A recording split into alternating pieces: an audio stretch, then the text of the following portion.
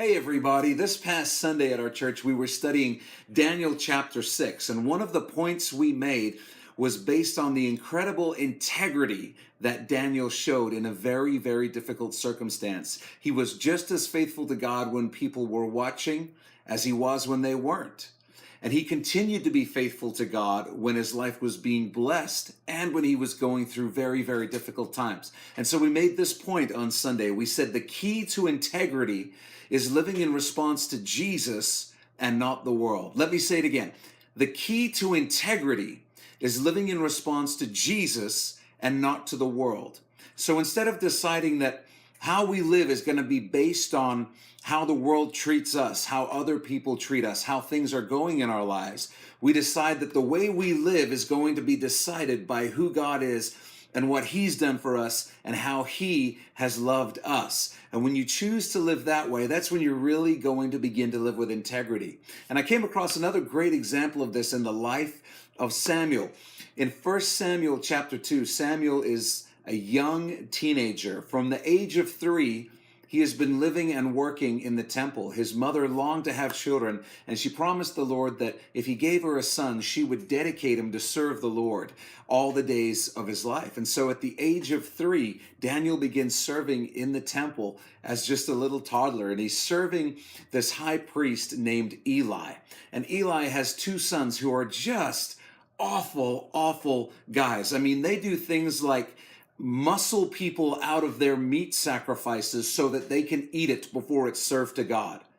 So the sons of Eli are priests in the temple, but they're stealing people's sacrifices to eat it themselves instead of offering it to God. It's outrageous, and they do even worse things than that. And Eli doesn't do anything about it.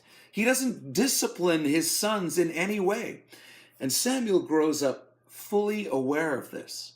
And what struck me as I was just reading this morning with my kids is Samuel would have been completely justified in claiming that he was disillusioned with serving God.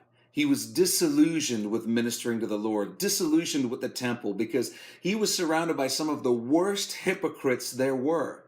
But after describing all the awful things that Eli's sons did, it says this in the very next verse, 1 Samuel 2:18, it says, "But Samuel ministered before the Lord." Samuel ministered before the Lord.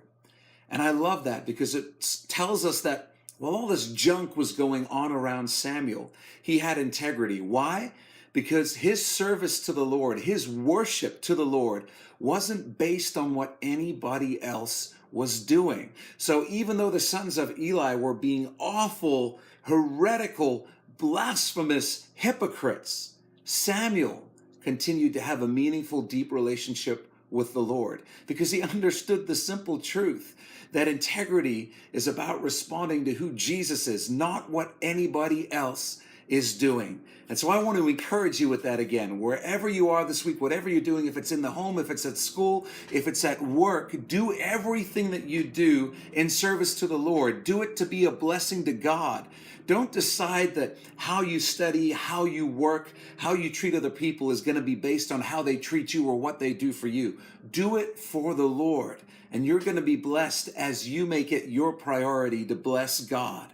Remember, the key to integrity is living in response to Jesus and not the world. I pray that your eyes and my eyes would be fixed on Jesus today as we focus on living for him. God bless you guys. I love you.